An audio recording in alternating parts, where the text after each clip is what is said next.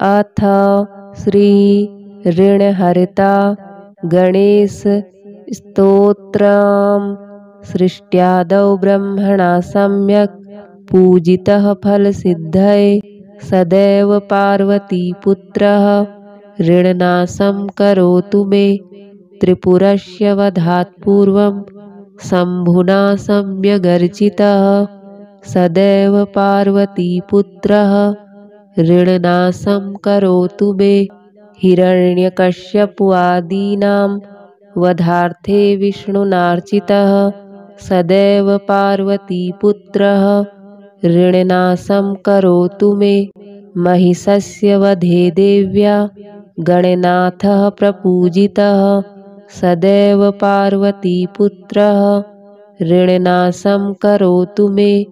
तारकस्य वधात् पूर्वं कुमारेण प्रपूजितः सदैव पार्वतीपुत्रः ऋणनाशं करोतु मे। भास्करेण गणेशो हि पूजितश्छविसिद्धये सदैव पार्वतीपुत्रः ऋणनाशं करोतु मे। शशिना कान्तिवृद्ध्यर्थं पूजितो गणनायकः सदैव पार्वतीपुत्रः ऋणनाशं करोतु मे। पालनाय च तपसां विश्वामित्रेण पूजितः सदैव पार्वतीपुत्रः ऋणनाशं करोतु मे। इदं ऋणहरिस्तोत्रं तीव्रदारिद्र्यनाशनम् एकवारं पठे नित्यं वर्षमेकं समाहितः दारिद्र्यं दारुणं त्यक्त्वा कुबेरसमतां व्रजेत्। सृष्ट्यादौ ब्रह्मणा सम्यक् पूजितः फलसिद्धये सदैव पार्वतीपुत्रः ऋणनाशं करोतु मे। त्रिपुरस्य वधात् पूर्वं शम्भुना सम्यगर्चितः सदैव पार्वतीपुत्रः ऋणनाशं करोतु मे।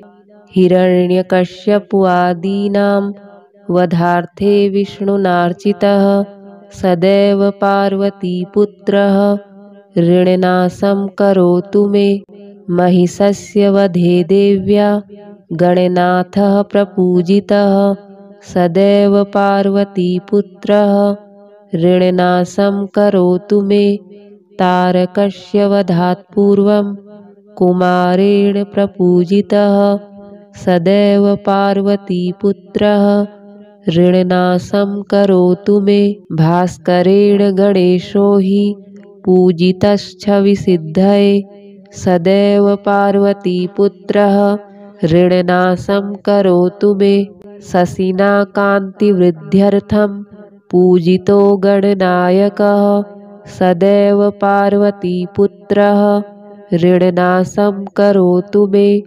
पालनाय च तपसां विश्वामित्रेण पूजितः सदैव पार्वतीपुत्रः ऋणनाशं करोतु मे।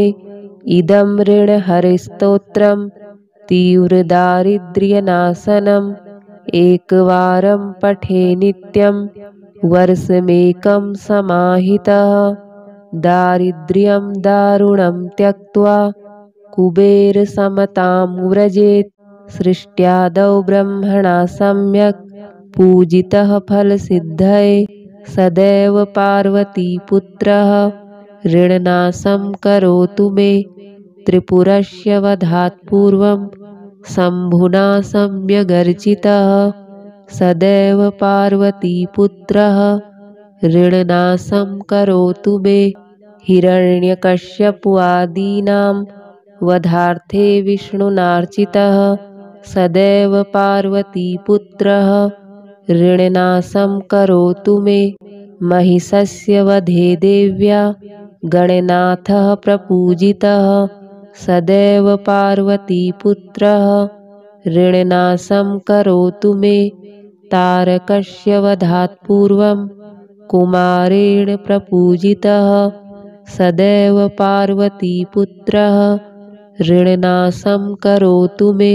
भास्करेण गणेशो हि पूजितश्च विसिद्धये सदैव पार्वतीपुत्रः ऋणनाशं करोतु मे शशिना कान्तिवृद्ध्यर्थं पूजितो गणनायकः सदैव पार्वतीपुत्रः ऋणनाशं करोतु मे पालनाय च तपसां विश्वामित्रेण पूजितः सदैव पार्वतीपुत्रः ऋणनाशं करोतु मे इदं ऋणहरिस्तोत्रं तीव्रदारिद्र्यनाशनम् एकवारं पठे नित्यं वर्षमेकं समाहितः दारिद्र्यं दारुणं त्यक्त्वा कुबेरसमतां व्रजेत् सृष्ट्यादौ ब्रह्मणा सम्यक् पूजितः फलसिद्धये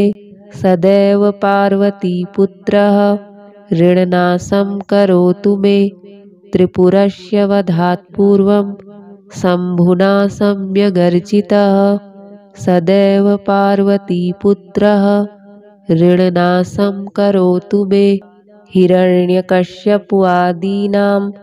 वधार्थे विष्णुनार्चितः सदैव पार्वतीपुत्रः ऋणनाशं करोतु मे महिषस्य वधे देव्या गणनाथः प्रपूजितः सदैव पार्वतीपुत्रः ऋणनाशं करोतु मे तारकस्य वधात् पूर्वं कुमारेण प्रपूजितः सदैव पार्वतीपुत्रः ऋणनाशं करोतु मे भास्करेण गणेशो हि पूजितश्च विसिद्धये सदैव पार्वतीपुत्रः ऋणनाशं करोतु मे शशिना कान्तिवृद्ध्यर्थं पूजितो गणनायकः सदैव पार्वतीपुत्रः ऋणनाशं करोतु मे पालनाय च तपसां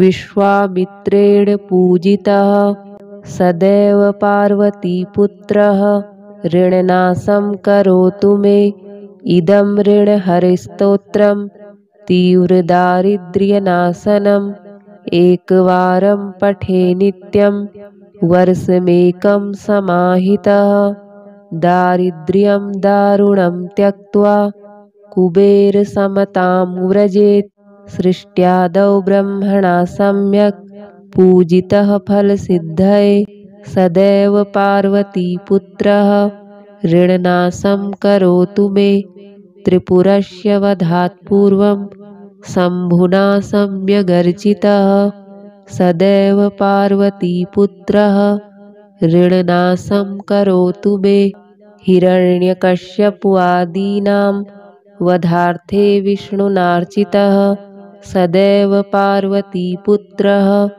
ऋणनाशं करोतु मे महिषस्य वधे देव्या गणनाथः प्रपूजितः सदैव पार्वतीपुत्रः ऋणनाशं करोतु मे तारकस्य वधात् पूर्वं कुमारेण प्रपूजितः सदैव पार्वतीपुत्रः ऋणनाशं करोतु मे भास्करेण गणेशो हि पूजितश्च विसिद्धये सदैव पार्वतीपुत्रः ऋणनाशं करोतु मे शशिना कान्तिवृद्ध्यर्थं पूजितो गणनायकः सदैव पार्वतीपुत्रः ऋणनाशं करोतु मे पालनाय च तपसां विश्वामित्रेण पूजितः सदैव पार्वतीपुत्रः ऋणनाशं करोतु मे इदं ऋणहरिस्तोत्रं तीव्रदारिद्र्यनाशनम् एकवारं पठे नित्यं वर्षमेकं समाहितः दारिद्र्यं दारुणं त्यक्त्वा कुबेरसमतां व्रजेत् सृष्ट्यादौ ब्रह्मणा सम्यक् पूजितः फलसिद्धये सदैव पार्वतीपुत्रः ऋणनाशं करोतु मे त्रिपुरस्य वधात् पूर्वं शम्भुना सम्यगर्चितः सदैव पार्वतीपुत्रः ऋणनाशं करोतु मे। हिरण्यकश्यपादीनां वधार्थे विष्णुनार्चितः सदैव पार्वतीपुत्रः ऋणनाशं करोतु मे। महिषस्य वधे देव्या गणनाथः प्रपूजितः सदैव पार्वतीपुत्रः ऋणनाशं करोतु मे। तारकस्य वधात् पूर्वं कुमारेण प्रपूजितः सदैव पार्वतीपुत्रः ऋणनाशं करोतु मे। भास्करेण गणेशो हि पूजितश्छविसिद्धये सदैव पार्वतीपुत्रः ऋणनाशं करोतु मे। शशिना कान्तिवृद्ध्यर्थं पूजितो गणनायकः सदैव पार्वतीपुत्रः ऋणनाशं करोतु मे। पालनाय च तपसां विश्वामित्रेण पूजितः सदैव पार्वतीपुत्रः ऋणनाशं करोतु मे। इदं ऋणहरिस्तोत्रं तीव्रदारिद्र्यनाशनम् एकवारं पठे नित्यं वर्षमेकं समाहितः दारिद्र्यं दारुणं त्यक्त्वा कुबेरसमतां व्रजेत्। सृष्ट्यादौ ब्रह्मणा सम्यक् पूजितः फलसिद्धये सदैव पार्वतीपुत्रः ऋणनाशं करोतु मे। त्रिपुरस्य वधात् पूर्वं शम्भुना सम्यगर्चितः सदैव पार्वतीपुत्रः ऋणनाशं करोतु मे। हिरण्यकश्यपादीनां वधार्थे विष्णुनार्चितः सदैव पार्वतीपुत्रः ऋणनाशं करोतु मे। महिषस्य वधे देव्या गणनाथः प्रपूजितः सदैव पार्वतीपुत्रः ऋणनाशं करोतु मे। तारकस्य वधात् पूर्वं कुमारेण प्रपूजितः सदैव पार्वतीपुत्रः ऋणनाशं करोतु मे। भास्करेण गणेशो हि पूजितश्छविसिद्धये सदैव पार्वतीपुत्रः ऋणनाशं करोतु मे। शशिना कान्तिवृद्ध्यर्थं पूजितो गणनायकः सदैव पार्वतीपुत्रः ऋणनाशं करोतु मे। पालनाय च तपसां विश्वामित्रेण पूजितः सदैव पार्वतीपुत्रः ऋणनाशं करोतु मे। इदं ऋणहरिस्तोत्रं तीव्रदारिद्र्यनाशनम् एकवारं पठे नित्यं वर्षमेकं समाहितः दारिद्र्यं दारुणं त्यक्त्वा कुबेरसमतां व्रजेत्। सृष्ट्यादौ ब्रह्मणा सम्यक् पूजितः फलसिद्धये सदैव पार्वतीपुत्रः ऋणनाशं करोतु मे। त्रिपुरस्य वधात् पूर्वं शम्भुना सम्यगर्चितः सदैव पार्वतीपुत्रः ऋणनाशं करोतु मे। हिरण्यकश्यपादीनां वधार्थे विष्णुनार्चितः सदैव पार्वतीपुत्रः ऋणनाशं करोतु मे। महिषस्य वधे देव्या गणनाथः प्रपूजितः सदैव पार्वतीपुत्रः ऋणनाशं करोतु मे।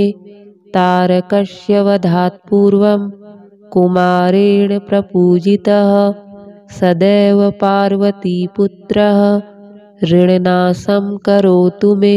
भास्करेण गणेशो हि पूजितश्छविसिद्धये सदैव पार्वतीपुत्रः ऋणनाशं करोतु मे। शशिना कान्तिवृद्ध्यर्थं पूजितो गणनायकः सदैव पार्वतीपुत्रः ऋणनाशं करोतु मे। पालनाय च तपसां विश्वामित्रेण पूजितः सदैव पार्वतीपुत्रः ऋणनाशं करोतु मे इदं ऋणहरिस्तोत्रं तीव्रदारिद्र्यनाशनम् एकवारं पठे नित्यं वर्षमेकं समाहितः दारिद्र्यं दारुणं त्यक्त्वा कुबेरसमतां व्रजेत् सृष्ट्यादौ ब्रह्मणा सम्यक् पूजितः फलसिद्धये सदैव पार्वतीपुत्रः ऋणनाशं करोतु मे त्रिपुरस्य वधात् पूर्वं शम्भुना सम्यगर्चितः सदैव पार्वतीपुत्रः ऋणनाशं करोतु मे हिरण्यकश्यपादीनां वधार्थे विष्णुनार्चितः सदैव पार्वतीपुत्रः ऋणनाशं करोतु मे महिषस्य वधे देव्या गणनाथः प्रपूजितः सदैव पार्वतीपुत्रः ऋणनाशं करोतु मे तारकस्य वधात् पूर्वं कुमारेण प्रपूजितः सदैव पार्वतीपुत्रः ऋणनाशं करोतु मे भास्करेण गणेशो हि पूजितश्छविसिद्धये सदैव पार्वतीपुत्रः ऋणनाशं करोतु मे शशिना कान्तिवृद्ध्यर्थं पूजितो गणनायकः सदैव पार्वतीपुत्रः ऋणनाशं करोतु मे पालनाय च तपसां विश्वामित्रेण पूजितः सदैव पार्वतीपुत्रः ऋणनाशं करोतु मे इदं ऋणहरिस्तोत्रं तीव्रदारिद्र्यनाशनम् एकवारं पठे नित्यं वर्षमेकं समाहितः दारिद्र्यं दारुणं त्यक्त्वा कुबेरसमतां व्रजेत् सृष्ट्यादौ ब्रह्मणा सम्यक् पूजितः फलसिद्धये सदैव पार्वतीपुत्रः ऋणनाशं करोतु मे त्रिपुरस्य वधात् पूर्वं शम्भुना सम्यगर्चितः सदैव पार्वतीपुत्रः ऋणनाशं करोतु मे हिरण्यकश्यपादीनां वधार्थे विष्णुनार्चितः सदैव पार्वतीपुत्रः ऋणनाशं करोतु मे महिषस्य वधे देव्या गणनाथः प्रपूजितः सदैव पार्वतीपुत्रः ऋणनाशं करोतु मे तारकस्य वधात् पूर्वं कुमारेण प्रपूजितः सदैव पार्वतीपुत्रः ऋणनाशं करोतु मे भास्करेण गणेशो हि पूजितश्छविसिद्धये सदैव पार्वतीपुत्रः ऋणनाशं करोतु मे शशिना कान्तिवृद्ध्यर्थं पूजितो गणनायकः सदैव पार्वतीपुत्रः ऋणनाशं करोतु मे पालनाय च तपसां विश्वामित्रेण पूजितः सदैव पार्वतीपुत्रः ऋणनाशं करोतु मे इदं ऋणहरिस्तोत्रं तीव्रदारिद्र्यनाशनम् एकवारं पठे नित्यं वर्षमेकं समाहितः दारिद्र्यं दारुणं त्यक्त्वा कुबेरसमतां व्रजेत् सृष्ट्यादौ ब्रह्मणा सम्यक् पूजितः फलसिद्धये सदैव पार्वतीपुत्रः ऋणनाशं करोतु मे त्रिपुरस्य वधात् पूर्वं शम्भुना सम्यगर्चितः सदैव पार्वतीपुत्रः ऋणनाशं करोतु मे हिरण्यकश्यपादीनां वधार्थे विष्णुनार्चितः सदैव पार्वतीपुत्रः ऋणनाशं करोतु मे महिषस्य वधे देव्या गणनाथः प्रपूजितः सदैव पार्वतीपुत्रः ऋणनाशं करोतु मे तारकस्य वधात् पूर्वं कुमारेण प्रपूजितः सदैव पार्वतीपुत्रः ऋणनाशं करोतु मे। भास्करेण गणेशो हि पूजितश्छविसिद्धये सदैव पार्वतीपुत्रः ऋणनाशं करोतु मे। शशिना कान्तिवृद्ध्यर्थं पूजितो गणनायकः सदैव पार्वतीपुत्रः ऋणनाशं करोतु मे। पालनाय च तपसां विश्वामित्रेण पूजितः सदैव पार्वतीपुत्रः ऋणनाशं करोतु मे। इदं ऋणहरिस्तोत्रं तीव्रदारिद्र्यनाशनम् एकवारं पठे नित्यं वर्षमेकं समाहितः।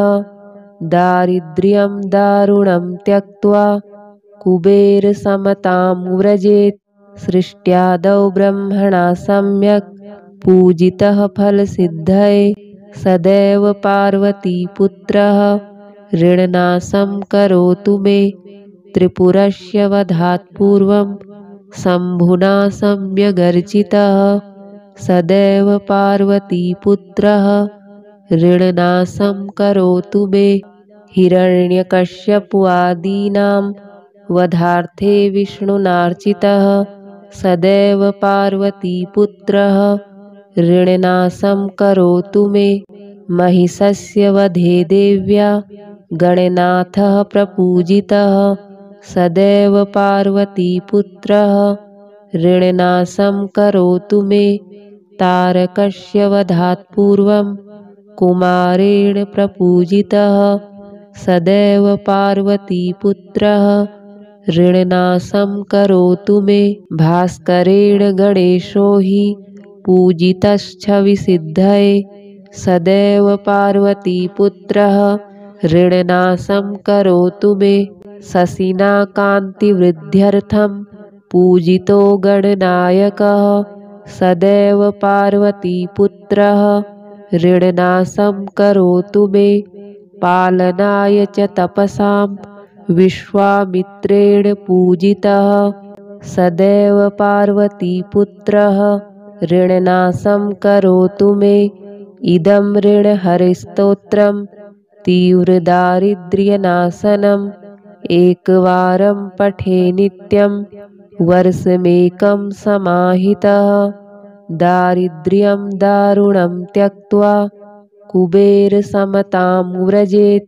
सृष्ट्यादौ ब्रह्मणा सम्यक् पूजितः फलसिद्धये सदैव पार्वतीपुत्रः ऋणनाशं करोतु मे। त्रिपुरस्य वधात् पूर्वं शम्भुना सम्यगर्चितः सदैव पार्वतीपुत्रः ऋणनाशं करोतु मे। हिरण्यकश्यपादीनां वधार्थे विष्णुनार्चितः सदैव पार्वतीपुत्रः ऋणनाशं करोतु मे। महिषस्य वधे देव्या गणनाथः प्रपूजितः सदैव पार्वतीपुत्रः ऋणनाशं करोतु मे। तारकस्य वधात् पूर्वं कुमारेण प्रपूजितः सदैव पार्वतीपुत्रः ऋणनाशं करोतु मे। भास्करेण गणेशो हि पूजितश्छविसिद्धये सदैव पार्वतीपुत्रः ऋणनाशं करोतु मे। शशिना कान्तिवृद्ध्यर्थं पूजितो गणनायकः सदैव पार्वतीपुत्रः ऋणनाशं करोतु मे।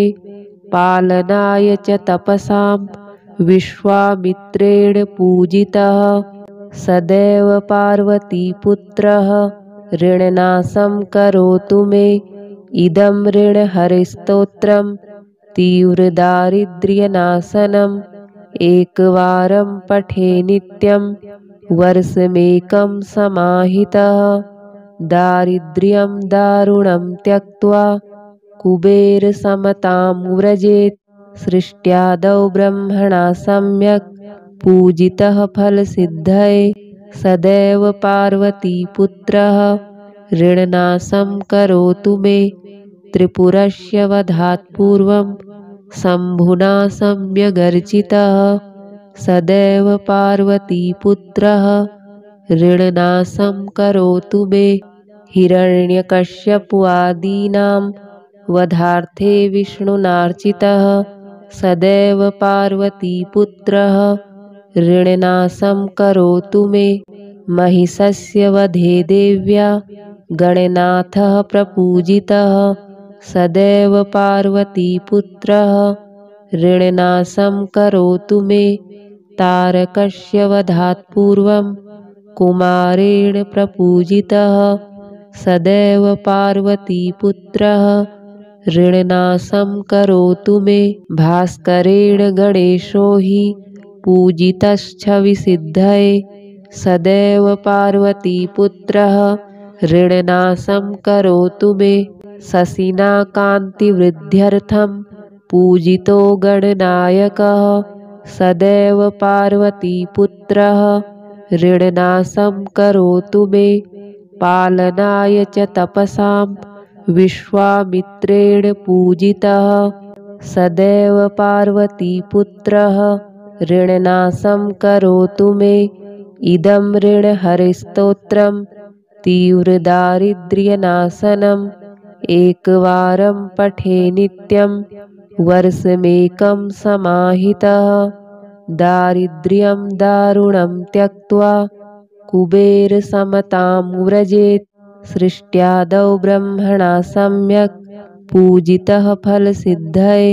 सदैव पार्वतीपुत्रः ऋणनाशं करोतु मे त्रिपुरस्य वधात् पूर्वं शम्भुना सम्यगर्चितः सदैव पार्वतीपुत्रः ऋणनाशं करोतु मे हिरण्यकश्यपादीनां वधार्थे विष्णुनार्चितः सदैव पार्वतीपुत्रः ऋणनाशं करोतु मे महिषस्य वधे देव्या गणनाथः प्रपूजितः सदैव पार्वतीपुत्रः ऋणनाशं करोतु मे तारकस्य वधात् पूर्वं कुमारेण प्रपूजितः सदैव पार्वतीपुत्रः ऋणनाशं करोतु मे भास्करेण गणेशो हि पूजितश्छविसिद्धये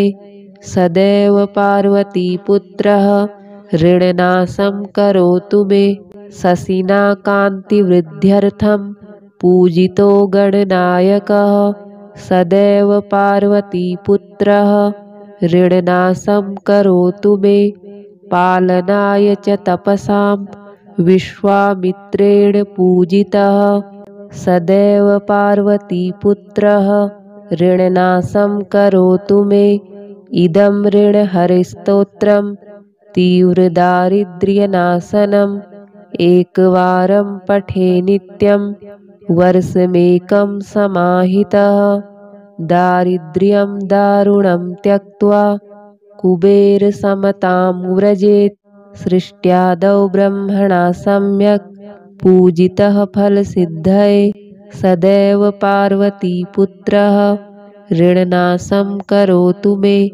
त्रिपुरस्य वधात् पूर्वं शम्भुना सम्यगर्चितः सदैव पार्वतीपुत्रः ऋणनाशं करोतु मे हिरण्यकश्यपादीनां वधार्थे विष्णुनार्चितः सदैव पार्वतीपुत्रः ऋणनाशं करोतु मे महिषस्य वधे देव्या गणनाथः प्रपूजितः सदैव पार्वतीपुत्रः ऋणनाशं करोतु मे तारकस्य वधात् पूर्वं कुमारेण प्रपूजितः सदैव पार्वतीपुत्रः ऋणनाशं करोतु मे भास्करेण गणेशो हि पूजितश्छविसिद्धये सदैव पार्वतीपुत्रः ऋणनाशं करोतु मे शशिना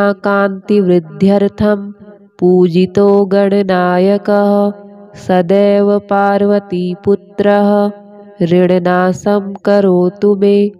पालनाय च तपसां विश्वामित्रेण पूजितः सदैव पार्वतीपुत्रः ऋणनाशं करोतु मे। इदं ऋणहरिस्तोत्रं तीव्रदारिद्र्यनाशनम् एकवारं पठे नित्यं वर्षमेकं समाहितः। दारिद्र्यं दारुणं त्यक्त्वा कुबेरसमतां व्रजेत्। सृष्ट्यादौ ब्रह्मणा सम्यक् पूजितः फलसिद्धये। सदैव पार्वतीपुत्रः ऋणनाशं करोतु मे। त्रिपुरस्य वधात् पूर्वं शम्भुना सम्यगर्चितः सदैव पार्वतीपुत्रः ऋणनाशं करोतु मे। हिरण्यकश्यपादीनां वधार्थे विष्णुनार्चितः सदैव पार्वतीपुत्रः ऋणनाशं करोतु मे।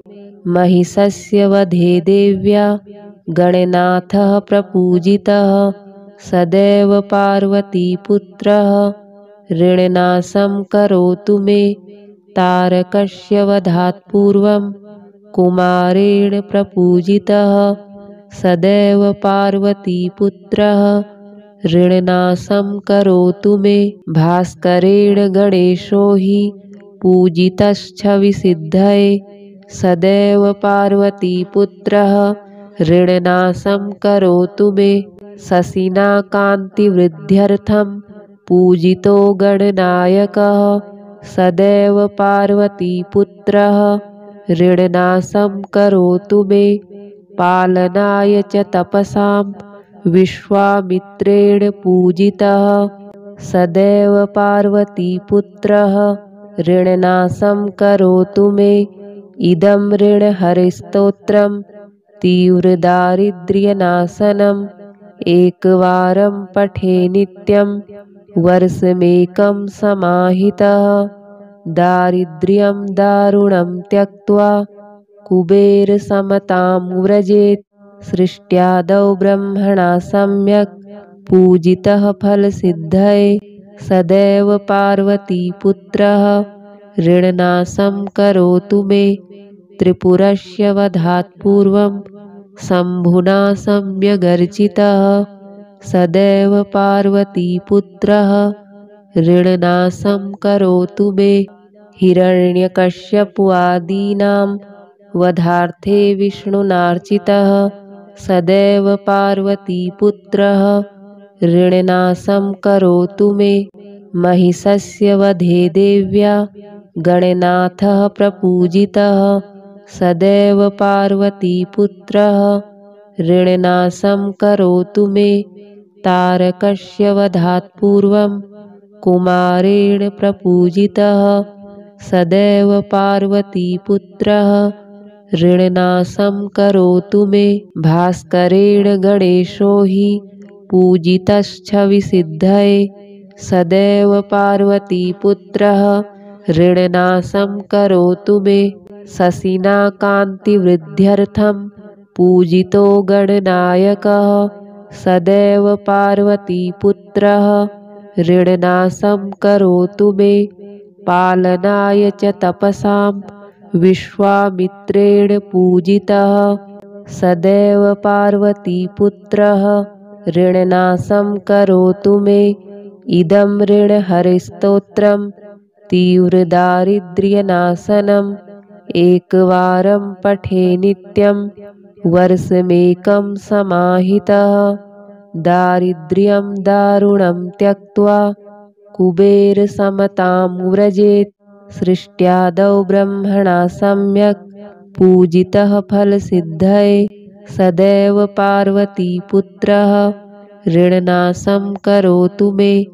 त्रिपुरस्य वधात् पूर्वं शम्भुना सम्यगर्चितः सदैव पार्वतीपुत्रः ऋणनाशं करोतु मे। हिरण्यकश्यपादीनां वधार्थे विष्णुनार्चितः सदैव पार्वतीपुत्रः ऋणनाशं करोतु मे।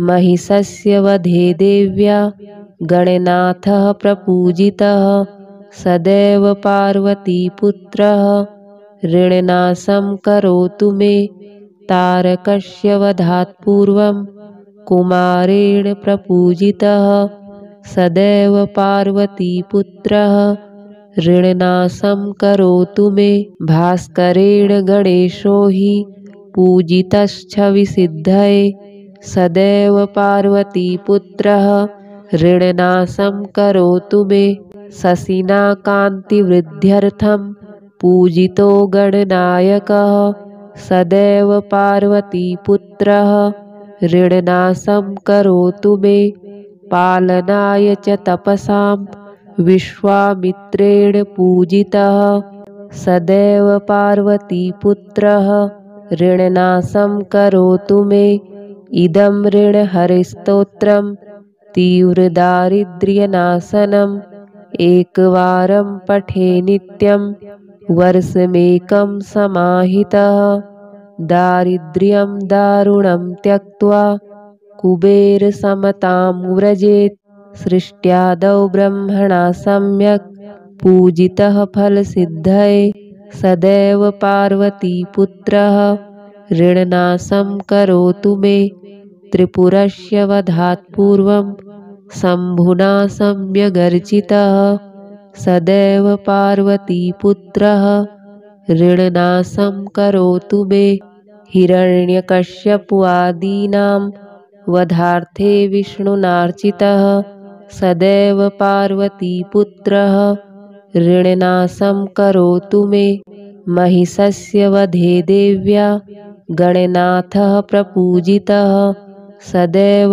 पार्वतीपुत्रः ऋणनाशं करोतु मे तारकस्य वधात् पूर्वं कुमारेण प्रपूजितः सदैव पार्वतीपुत्रः ऋणनाशं करोतु मे भास्करेण गणेशो हि पूजितश्छविसिद्धये सदैव पार्वतीपुत्रः ऋणनाशं करोतु मे शशिना कान्तिवृद्ध्यर्थं पूजितो गणनायकः सदैव पार्वतीपुत्रः ऋणनाशं करोतु मे पालनाय च तपसां विश्वामित्रेण पूजितः सदैव पार्वतीपुत्रः ऋणनाशं करोतु मे इदं ऋणहरिस्तोत्रं तीव्रदारिद्र्यनाशनम् एकवारं पठे नित्यं वर्षमेकं समाहितः दारिद्र्यं दारुणं त्यक्त्वा कुबेरसमतां व्रजेत् सृष्ट्यादौ ब्रह्मणा सम्यक् पूजितः फलसिद्धये सदैव पार्वतीपुत्रः ऋणनाशं करोतु मे त्रिपुरस्य वधात् पूर्वं शम्भुना सम्यगर्चितः सदैव पार्वतीपुत्रः ऋणनाशं करोतु मे हिरण्यकश्यपादीनां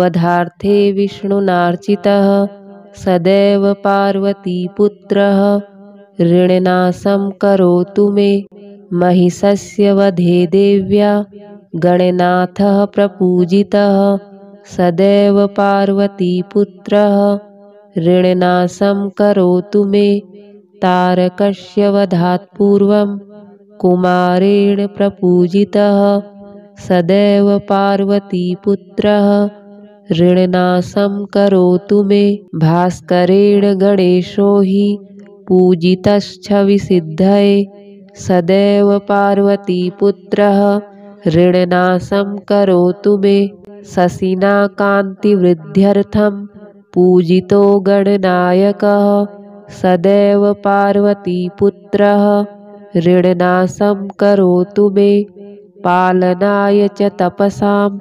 विश्वामित्रेण पूजितः सदैव पार्वतीपुत्रः ऋणनाशं करोतु मे इदं ऋणहरिस्तोत्रं तीव्रदारिद्र्यनाशनम् एकवारं पठे नित्यं वर्षमेकं समाहितः दारिद्र्यं दारुणं त्यक्त्वा कुबेरसमतां व्रजेत्